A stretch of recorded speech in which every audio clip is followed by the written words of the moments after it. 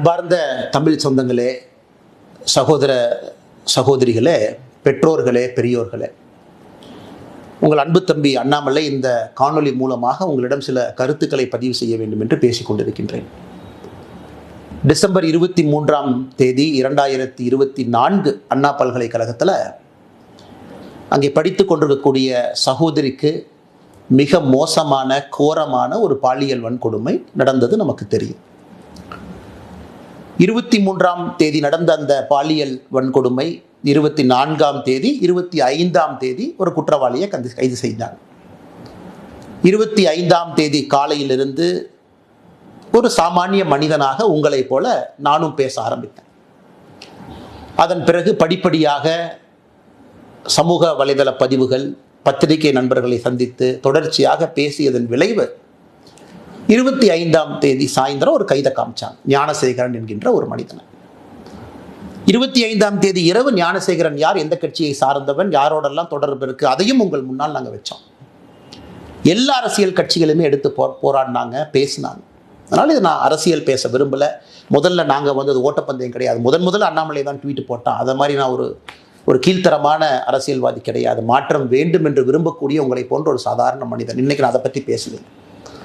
ஜனவரி மாதம் கடைசியில் உங்கள்கிட்ட சொல்லியிருந்த சில விஷயங்களை நான் CDR, கால் டீட்டெயில் ரெக்கார்ட் ஆதாரத்தின் அடிப்படையில் உங்கள் முன்னால் வைக்கப் போகின்றேன். இன்னைக்கு பேச வேண்டிய நேரம் வந்துருச்சு. 25ஆம் தேதி கைது செய்யப்பட்ட பிறகு பல விஷயங்கள் நம்ம பார்த்தோம். FIR கசிய விடப்பட்டது. 27ஆம் தேதி நான் ஒரு அறப்போராட்டத்தை முன்னெடுத்தேன். அதன் பிறகு அண்ணா பல்கலைக்கழகம் சில விஷயங்கள் செஞ்சாங்க. நாங்கள் செக்யூரிட்டி அது பண்ணுறோம், நாங்கள் டைட்டன் பண்ணுறோம். சென்னை உயர்நீதிமன்றம் SITயை போட்டு கண்காணிக்க ஆரம்பித்தாங்க. இன்னைக்கு 5 மாதங்கள் கழித்து தீர்ப்பு வந்திருக்கு. முக்கிய குற்றவாளியாக இருக்கக்கூடிய, ஒரே குற்றவாளியாக இருக்கக்கூடிய ஞானசேகரனுக்கு 30 ஆண்டு காலம் கடுங்காவல் தண்டனை. இன்னைக்கு நம்ம அன்னைக்கு கேட்ட அதே கேள்வி இன்னைக்கு கேட்குறோம். ஞானசேகரன் முக்கிய குற்றவாளி, தீர்ப்பு கொடுத்துருக்கிறீங்க, துரிதமாக இன்வெஸ்டிகேட் பண்ணியிருக்கிறீங்க, 30 வருஷம் ஜெயில் தண்டனை வாங்கி கொடுத்துருக்கிறீங்க. எல்லாருக்குமே சந்தோஷம் தான். இருந்தும் நமக்கு தெரியும் அந்த குழந்தைக்கு, பாதிக்கப்பட்ட சகோதரிக்கு அந்த கண்ணீர் துளிக்கு நியாயம் கிடைக்குமானா எப்பவுமே கிடைக்காது. பட் இருந்தும் அரசு அந்த வேலையை செஞ்சிருக்கு. ஆனால் அரசு அந்த வேலையை முழுசாக செஞ்சிருக்கா அப்படிங்கிறத முதல்ல இருந்து கேட்குறோம். நான் அதைத்தான் உங்கள் முன்னால் நான் பேச போகிறேன். 24ஆம் தேதி 23ஆம் தேதி இரவு பாலியல் வன்கொடுமை நடந்தது. 24ஆம் தேதி இந்த ஞானசேகரனை கோட்டூர் காவல் நிலைய அதிகாரிகள் கைது செய்கிறாங்க, வெளியே விட்டுறாங்க. 25ஆம் தேதி சாயந்தரம் மறுபடியும் கைது பண்றாங்க. இதை உங்கள் முன்னால் இன்னைக்கு நான் வைக்கிறேன். ஏன் விட்டாங்க, இதுல யாரெல்லாம் சம்பந்தப்பட்டிருக்கிறாங்க, எதற்காக திராவிட முன்னேற்ற கழகத்தில் சில தலைவர்களுக்கு பதட்டம், எவிடன்ஸை எங்கேயெல்லாம் அளித்திருப்பதற்கான வாய்ப்பு இருக்கு. இன்னைக்கு உங்கள் முன்னால் நான் பேசுவதற்காக இந்த பேப்பரையும் பயன்படுத்துகிறேன். காரணம், நான் பேசக்கூடிய விஷயத்தை தெளிவாக அவங்ககிட்ட சொல்லணும். ஞானசேகரனை பொறுத்தவரை கிராவிட்டி பிரியாணி என்கின்ற ஒரு கடையை நடத்தி வருகின்றான். அன்னைக்கு சம்பவம் நடந்த பொழுது கையில் இருந்த அலைபேசி எண் 9042977907. இதுதான் ஞானசேகரன் பயன்படுத்திய மொபைல் நம்பர். அரசு வழக்கறிஞர் சொல்லியிருக்கிறாங்க 23ஆம் தேதி அந்த சம்பவம் நடந்த பொழுது ஞானசேகரனுடைய மொபைல் ஃபோன் ஃப்ளைட் மோட்ல இருந்துச்சு. 8:52 வரை நைட்டு அது ஃப்ளைட் மோட்ல இருந்துச்சு. உண்மைதான், அது ஃப்ளைட் மோட்ல தான் இருந்துச்சு. CDRம் அதைத்தான் சொல்லுது. நான் இன்னைக்கு தொடர் கேள்விகள் திமுக அரசு, குறிப்பாக முதலமைச்சர்கிட்ட கேட்கிறேன். முதலமைச்சர் வீட்டில் பெண் குழந்தைகள் இருக்கிறாங்க. ஐயா MK ஸ்டாலின் வீட்டில் பெண் குழந்தைகள் இருக்கிறாங்க. இன்னைக்கு அவர் நேரடியாக நம்ம கிட்ட சொல்ல வேண்டிய கடமை, கட்டாயம் அவருக்கு இருக்கு. அந்த ஃப்ளைட் மோடில் இருந்து வெளியே வந்த ஞானசேகரனுடைய ஃபோன் 8:52க்கு பிறகு ஃப்ளைட் மோட்லேருந்து வெளியே வந்த ஃபோன், முதல் ஃபோன் கால் ஞானசேகரன் யாருக்கு பண்ணாங்கன்னா 8:55க்கு ஒரு காவல்துறை அதிகாரிக்கு தான் முதல் ஃபோன் காலே பண்றார். அந்த சம்பவம் முடிஞ்சு அண்ணா யூனிவர்சிட்டி அந்த சம்பவ இடத்துல தான் இருந்தாரா, கேட்டுக்கு வந்தாரா எனக்கு தெரியாது. 8:55க்கு ஞானசேகரனுடைய தொலைபேசியில் இருந்து ஒரு போலீஸ் ஸ்டேஷனை நிர்வகிக்கக்கூடிய ஸ்டேஷன் ஹவுஸ் ஆஃபீஸர், அந்த ரேங்கில் இருக்கக்கூடிய சப் இன்ஸ்பெக்டர், இன்ஸ்பெக்டர் ரேங்கில் இருக்கக்கூடிய அதிகாரிக்கு சம்பவம் முடிந்த பிறகு முதல் ஃபோன் கால் ஞானசேகரன் பண்றார். காவல்துறையின் மீது பெரும் மதிப்பு நான் வைத்திருக்கின்றேன் எல்லாருக்கும் தெரியும். அன்னைக்கு அந்த காவல்துறை அதிகாரினுடைய பெயரையும் அவர் பதவியும் அவருடைய மொபைல் நம்பரை இன்னைக்கு நான் வெளியிடல. 48 மணி நேரம் கழித்து அரசு என்ன பதில் சொல்றாங்கன்னு பார்த்துட்டு நான் வெளியிடுறேன். 8:55க்கு காவல்துறை அதிகாரிக்கு செஞ்ச முதல் ஃபோன் கால் எதற்காக? அந்த காவல்துறை அதிகாரி 6 நிமிடம் கழித்து 9:01 திரும்ப ஞானசேகரனுக்கு அந்த காவல்துறை அதிகாரி கூப்பிடுறார். எதற்காக? ஸோ குற்றம் செஞ்ச பிறகு அக்யூஸ்ட் கூப்பிடுற முதல் ஆள் லோக்கல்ல இருக்கக்கூடிய ஒரு காவல்துறை அதிகாரி. விசாரிச்சிங்களா? காவல்துறை அதிகாரிக்கு என்ன ரிப்போர்ட்டிங், என்ன ஞானசேகரன் பண்றான்? குற்றம் செய்த பிறகு அது சார்ஜ் ஷீட்ல கொண்டு வந்தீங்களா? அதிகாரிக்கும் இவனுக்கும் இதுக்கு முன்னாடி ஏதாச்சும் தொடர்பா இருக்கா? ஏன் நான் திரும்ப திரும்ப கேட்கிறேன்னா, மே 14 ஞானசேகரன் மீது 2வது எஃப்ஐஆர் சிபிசிஐடி ரெஜிஸ்டர் பண்ணிட்டாங்க. December 23 offence, first FIR. இது போன்ற இன்னும் பெண்கள் பாதிக்கப்பட்டிருக்கின்றார்களா? அண்ணா யூனிவர்சிட்டியில் ஒரு கேஸ் மட்டுமா, இன்னும் மல்டிபிள் கேசஸா? இதே மோடஸ் ஆபரண்டியை பயன்படுத்தினானா? ஸோ அரசு என்ன பண்றாங்க, மே 14 வெளியே ரெஜிஸ்டர் பண்ண எஃப்ஐஆரையும் சீக்கிரட்டா வச்சுக்கிட்டாங்க. நமக்கு சொல்லல. பாலியல் வன்கொடுமை மற்றும் ஒரு வழக்கு ஞானசேகரன் மீது மே 14 சிபிசிஐடி, அது எந்த ஸ்டேஜில் இருக்குன்னு யாருக்கும் தெரியாது. அதனால தான் அந்த கேள்வியை கேட்கிறேன். இதுல முக்கியமான விஷயம், 24 குற்றம் செய்த பிறகு அடுத்த நாள் ஞானசேகரன் என்ன செய்யறான்? சிடிஆரை பொறுத்த வரைக்கும் பிஹேவியர் எப்படி இருக்கு? அந்த பகுதி 170வது பிளாக் வட்ட செயலாளர், ஒரு முக்கியமான திராவிட முன்னேற்ற கழகத்தினுடைய மூத்த தலைவர் கோட்டூர் சண்முகம்.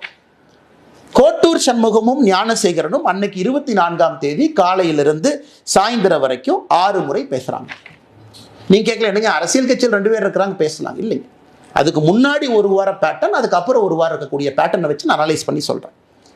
24 காலை 7:27 முதல் கால் துவங்குது.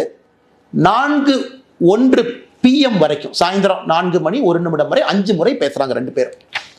அதன் பிறகுதான் ஞானசேகரன் போலீஸ் ஸ்டேஷனுக்கு கூட்டிட்டு போறாங்க, கோட்டூர் போலீஸ் ஸ்டேஷனுக்கு. ஒரு 4 மணி நேரம் பேசல. அந்த நேரத்தில் ஞானசேகரன் காவல் நிலையத்துக்குள்ள வச்சிருக்கணும். வெளியே வந்த பிறகு ஞானசேகரனும் கோட்டூர் சண்முகம் மறுபடியும் பேசுகிறாங்க. ஸோ எதுக்கு கோட்டூர்புரம் காவல் நிலைய அதிகாரிகள் ஞானசேகரனை 24 போலீஸ் ஸ்டேஷன் எதுக்கு கூட்டிட்டு போனீங்க? எதுக்கு வெளியே விட்டீங்க? எவிடன்ஸ் அளிக்கவா? செல்போன் ரெக்கார்ட்ஸ் அளிக்கவா? இல்லை செல்போனில் இருக்கக்கூடிய வீடியோவை டெலீட் பண்ணவா? இல்லை அண்ணா யூனிவர்சிட்டியில் கேமரா ஒருவேளை ஃபங்க்ஷன் ஆகி இருந்தால் அதெல்லாம் கழட்டி தூக்கி வீசவா? எதற்காக 24 கைது செய்யப்பட்ட ஞானசேகரன் கோட்டூர் போலீஸ் ஸ்டேஷன்லேருந்து எதற்காக வெளியே விடப்பட்டார்? இந்த நேரத்தில் ரொம்ப முக்கியமான விஷயம், ஞானசேகரன் கோட்டூர் காவல் நிலையத்திலிருந்து வெளியே வந்த பிறகு நைட்டு 8:30 மணிக்கு மேலே 24 இரவு தமிழகத்தினுடைய சுகாதாரத்துறை அமைச்சர் அண்ணன் மா சுப்பிரமணியம் அவர்களும் கோட்டூர் சண்முகமும் பேசுறாங்க. இது கோட்டூர் சண்முகத்தினுடைய சிடிஆரை பார்த்தீங்கன்னா, ஞானசேகரன் வெளியே வந்ததுக்கு அப்புறம் கோட்டூர் சண்முகத்தினுடைய பிஹேவியரல் பேட்டர்ன் மா சுப்பிரமணியத்தை கூப்பிடுறார். 8:30 மணிக்கு பேசுறாங்க. 8:32 மணிக்கு மா சுப்பிரமணியம் கோட்டூர் சண்முகம் மறுபடியும் பேசுறாங்க. இது எல்லாம் நம்ம நல்லா புரிஞ்சுக்கணும். எதற்காக, யாரை காப்பாத்துறதுக்காக இவ்வளவு பதட்டம்? அண்ணா பல்கலைக்கழகத்தில் பணிபுரியக்கூடிய நடராஜன் ஒருத்தர், ஒரு முக்கியமான அதிகாரி, கேட் கண்ட்ரோல் அவர் கையில் இருக்கு. எல்லாம் காவல்துறை நீங்க தான் சொல்லணும், எல்லாம் என்னுடைய வேலை கிடையாது. 48 மணி நேரம் கழிச்சு அந்த நடராஜன் யாருன்னு பேசுவோம். ஒரு பிஆர்ஓவா, கேட் யார் கண்ட்ரோல்ல இருக்கு? அந்த அண்ணா பல்கலைக்கழகத்தில் இருக்கக்கூடிய நடராஜனும் கோட்டூர் சண்முகமும் எத்தனை முறை பேசியிருக்காங்கன்னா, டிசம்பர் 23 பேசியிருக்காங்க, டிசம்பர் 24 பேசியிருக்காங்க, டிசம்பர் 25 பேசியிருக்காங்க, டிசம்பர் 26 பேசியிருக்காங்க. மொத்தமாக இந்த 4 நாட்கள்ல கோட்டூர் சண்முகமும் அண்ணா பல்கலைக்கழகத்திலே பணி செய்யக்கூடிய நடராஜனும் 13 முறை பேசியிருக்கின்றார்கள். 13 முறை. நான் ஏற்கனவே சொன்னது போல 24 குற்றம் நடந்த அடுத்த நாள் வெளியே வந்த ஞானசேகரனும் கோட்டூர் சண்முகமும் 8:34 மறுபடியும் பேசுறாங்க. கோட்டூர் சண்முகம் இதோடு நிக்கலிங்க. ஞானசேகரன் 8:34 சாயந்தரம் மணிக்கு பேசிய பிறகு கோட்டூர் சண்முகம் யார்கிட்ட பேசுறாங்கன்னா, இன்னொரு காவல்துறை உயர் அதிகாரி, என்ன காவல்துறை மீது மரியாதை இருக்கின்ற காரணத்தினால உயர் அதிகாரியுடைய பேர் அந்த நேரத்தில் சொல்லல, 8:59 சாயந்தரம் போன் பண்றார் Kottur Shanmugam, tax to that police officer. 9:07 மறுபடியும் Kottur Shanmugam tax to that police officer. இதெல்லாம் 24 இரவு. நல்லா நீங்க மக்களை யோசிச்சு பாருங்க. 24 பதட்டம். காவல்துறை கூட்டிட்டு போறாங்க, காலையிலிருந்து பேசுறாங்க, மா சுப்பிரமணியத்தில் பேசுறாங்க, தமிழகத்தினுடைய சுகாதாரத்துறை அமைச்சர், காவல்துறை அதிகாரிகிட்ட பேசுறாங்க, அண்ணா யூனிவர்சிட்டியில் பணிபுரியக்கூடியவங்ககிட்ட பேசுறாங்க. அந்த 24th night is the most crucial night. காரணம், எவிடன்ஸ் அளிக்கப்படுது. உள்ள போயிட்டு வெளியே வந்த ஞானசேகரன் எவிடன்ஸ் அளிக்கப்படுது. ஏன்னா இவங்க ரெஜிஸ்டர் பண்ண 11 செக்ஷன்ல, நான் புதுசாக அது பொருளை கலப்பினீங்க சொல்லல, தமிழகத்தினுடைய எஸ்ஐடி ரெஜிஸ்டர் பண்ண 11 செக்ஷன்ல ஒரு செக்ஷன் எவிடன்ஸ் அளிச்சதுக்காக ஒரு செக்ஷனை போட்டிருக்கான். அப்ப என்ன எவிடன்ஸ் அளிக்கப்பட்டது? அதன் பிறகு 25ஆம் தேதி காவல்துறை சொல்றாங்க ஞானசேகரன் சாயந்தரம் கைது பண்ற பிறகு அண்ணா யூனிவர்சிட்டி சிசிடிவி வேலை செய்யல, செல்போன்ல எங்களுக்கு தெரியல. மே 14ஆம் தேதி தான் சொல்றாங்க இன்னொரு பாலியல் வன்கொடுமை வழக்கு ஞானசேகரன் மீது பதிவு செஞ்சிருக்கிறாங்க. அதை பத்தி யாரும் நம்ம பேசல, அது எந்த ஸ்டேஜில் இருக்குன்னு கூட தெரியாது. 25ஆம் தேதி காவல்துறையை பொறுத்தவரை பிளாங்க். ஞானசேகரனை கைது செய்த பிறகு பிளாங்க். ஸோ கோட்டூர் சண்முகத்திற்கு எதற்காக இவ்வளவு பதட்டம்? அந்த பகுதியினுடைய திராவிட முன்னேற்ற கழகத்தினுடைய வட்ட செயலாளர். அப்ப காவல்துறை SIT அதிகாரிகள் கோட்டூர் சண்முகத்தை கூப்பிட்டு விசாரிச்சீங்களா? ஸ்டேட்மெண்ட் எடுத்தீங்களா? கோட்டூர் சண்முகம் எந்த காவல்துறை அதிகாரி கிட்ட பேசினாங்க, அவங்கள கூப்பிட்டு பேசுனீங்களா? மா சுப்பிரமணியம் அமைச்சரை போலீஸ் ஸ்டேஷனை கூப்பிட்டீங்களா? SIT மா சுப்பிரமணியம் அவன்கிட்ட கேட்டீங்களா? எதற்காக ஃபோன் வந்துச்சு, எதற்காக நீங்க பேசுனீங்க, இந்த பேட்டர்ன்ல எதற்காக நீங்க இன்வால்வ் ஆயிருக்கிறீங்க? இந்த கேள்விகளை நம்முடைய SIT அதிகாரிகள் கேட்டீங்களா? அன்பு சொந்தங்களே, இந்த நேரத்தில் நீங்க ரெண்டு விஷயத்தை பார்க்கணும். இந்த 24ஆம் தேதி இவ்வளவு நான் சொல்ல இன்னைக்கு பாதிக்கப்பட்ட மாணவியினுடைய வழக்கறிஞர் சொல்றாரு, அதே 24ஆம் தேதி 2 காவல்துறை அதிகாரிகள் அந்த மாணவியை பார்த்து FIR வேண்டாமா, FIRலாம் போட்டா வாழ்க்கை கெட்டு போயிருமா, FIR கொடுக்காதேன்னு 2 பேர் சொல்றாங்க. 2 காவல்துறை அதிகாரி, ஒருத்தர் மஃப்டியில வர்றாங்க, ஒருத்தவங்க யூனிஃபார்ம்ல வர்றாங்க. நான் சொல்லுகின்ற இவ்வளவு விஷயங்கள் 24ஆம் தேதி நடக்கும் பொழுது 2 காவல்துறை அதிகாரிகள் அதே 24ஆம் தேதி மாணவிகிட்ட FIR எடுக்க 1 full day டிலே பண்றாங்க.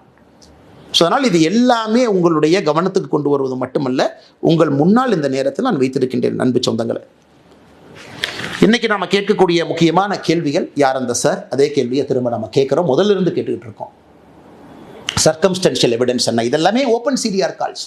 இந்த CDRலாம் பார்த்தீங்கன்னா 3 செகண்ட் பேசுறாங்க, அண்ணே வாட்ஸ்அப்பில் வாங்கிறார். வாட்ஸ்அப் நம்மகிட்ட இல்லை, அது காவல்துறை இருக்கு. IPDRன்னு அது தனியாக ஒன்று போட்டு அவங்க எடுப்பாங்க. ஸோ வாட்ஸ்அப்பில் என்ன பேசுனாங்க தெரியாது. நான் சொல்வதெல்லாம் நேரடியாக தொலைபேசியில் ஓப்பன் டாக் பேசியிருக்கக்கூடிய கால். IPDR அக்சஸ் நம்மகிட்ட இல்லைங்க, அது காவல்துறையிட்டு இருக்கும். ஸோ யார் இன்டர்நெட் ஃபோன் கால் பண்ணது? சாதாரணமாகவே நம்மளே வாட்ஸ்அப்பில் தானே பேசுகிறோம். ஸோ எத்தனையோ கால் இதில் பார்த்தீங்கன்னா 3 செகண்ட் 4 செகண்ட் பேசின கால் என்ன, அண்ணே வணக்கண்ணே கொஞ்சம் வாட்ஸ்அப்பில் வாங்க. கோட்டூர் சண்முகம் விசாரிக்கப்பட வேண்டிய நபர். தமிழகத்தினுடைய சுகாதாரத்துறை அமைச்சர் மா சுப்பிரமணியம் விசாரிக்கப்பட வேண்டிய நபர். அந்த தெளிவை முதலமைச்சர் சொல்லாம எதுக்கு நாடகம் போடுறார்? முதலமைச்சராக ஒரு பக்கம், திராவிட முன்னேற்ற கழகத்தினுடைய தலைவராக இன்னொரு பக்கம் இருக்குல்ல. முதலமைச்சருக்கு 2 பொறுப்புகள், 2 பதவிகள் இருக்கு. கட்சி இன்வால்வ் ஆயிருக்கு, முதல்ல இருந்து இன்வால்வ் ஆயிருக்கு, காவல்துறை அதிகாரிகள் இன்வால்வ் ஆயிருக்கிறாங்க. இவ்வளவு விஷயங்கள் நடந்திருக்கு, இவ்வளவு தொலைபேசி அழைப்புகள். நீங்க கேட்கலாம், இல்ல அண்ணாமலை என்ன நீங்க சும்மா சொல்றீங்க? சரி, கோட்டூர் சண்முகம் அவர்களும் மா சுப்பிரமணியம் அவங்களும் டெய்லி பேசிக்கிறாங்களா? டெய்லி பேசிக்கிறாங்கன்னா, நான் சொன்ன 24ஆம் தேதியை 2 முறை பேசிக்கிட்டாங்க. அதன் பிறகு 6 நாட்கள் அவங்க பேசி கொள்ளவே இல்லை. இவங்க டெய்லி பேசுற ஆட்கள் கிடையாது. 24ஆம் தேதி பேசிய பிறகு இவங்க திரும்ப பேசினாங்களான்னு ரெக்கார்ட் எடுத்து பார்த்தீங்கன்னா 6 நாட்கள் இவங்க பேசல. அதனால் 24ஆம் தேதி பல விஷயங்கள் நடந்திருக்கிறது. அங்கதான் யார் அந்த சார் ஒளிஞ்சிருக்கிறார். அதனால் இது தொடரும். இன்னைக்கு நான் ஏற்கனவே சொன்ன எதற்கும் பயப்பட போவது கிடையாது. ஒரு விஷயத்தை நான் சொன்னேன், அதனை கையில எடுத்திருக்கேன், உடும்பு புடியாக பிடித்து கடைசி வரை போக போறேன். நான் சாட்டையால் அடித்து கொண்டது அண்ணா பல்கலைக்கழக மாணவியினுடைய சகோதரனாக. எனக்கு ஒரு சகோதரி, அந்த சகோதரிக்கு ஒரு சகோதரன் இருந்தா 2 பேருக்கும் என்ன வழி ஏற்பட்டிருக்குமோ அதைத்தான் நான் செஞ்சேன். அதனால் தொடர்ந்து கேள்விகள் கேட்போம். இதை நம்ம விட போறதில்லை. இதுக்கும் அவங்க சொல்லுவாங்க இப்படி அப்படிமாங்க. அடுத்து நான் 48 மணி நேரம் கழித்து மறுபடியும் அடுத்த விஷயத்தோடு பேசுவோம். அதனால் முதலமைச்சர் அவர்களே பதில் சொல்லுங்க. இத்தனை பேர் இவ்வளவு குழப்பத்துல ஒரே ஒருத்தர் மட்டும்தான் அக்யூஸ்ட், எங்களுக்கு வேற யாரும் தெரியாது. இந்த ஆள் அவ்வளவு தைரியமா அண்ணா பல்கலைக்கழகத்துக்குள்ள இடத்தை செலக்ட் பண்றான், இந்த இடம்னு தெரியுது, அந்த இடத்த ரெடியா உட்கார்ந்து இருக்கான். அப்படின்னா இதுக்கு முன்னாடி அவன் குற்றமே எங்க செய்யலீங்களா? யாராச்சும் நம்புவாங்களா? அவ்வளவு பக்காவா ஸ்கெட்ச் போட்டு FIR படிக்கும் போதே தெரியுது அந்த இடத்துல இருக்கக்கூடிய நபர் வேற எந்த தாக்குதலையும் ஈடுபடவில்லை. அப்ப மே 14ஆம் தேதி போட்ட வழக்கு என்ன சார்? யார் இந்த விக்டிம்? அண்ணா பல்கலைக்கழக மாணவிய விக்டிமா, இல்லை இதே ஞானசேகரன் இன்னொரு இடத்துல இருந்தாரா? அதனால் கேள்விகள் தொடர்ந்து கேட்போம். இவங்க ஆளுங்கட்சியினுடைய யாரெல்லாம் சம்பந்தப்பட்டிருக்கிறாங்க, பதவிகளை யார் தவறாக பயன்படுத்தினாங்க, காவல்துறையுடைய கையை யார் கட்டி போட்டார்கள், 24ஆம் தேதி ஞானசேகரனை வெளியே கொண்டு வந்து குரூஷியல் எவிடன்ஸ் அளிப்பதற்கு யாரெல்லாம் உடந்தையாக இருந்தார்கள், என்னை பொறுத்தவரை அவர்களும் குற்றவாளிகள் தான். அதுல தான் அந்த யார் என்கின்ற சார் ஒளிஞ்சிருக்கிறார். வணக்கம், நன்றி.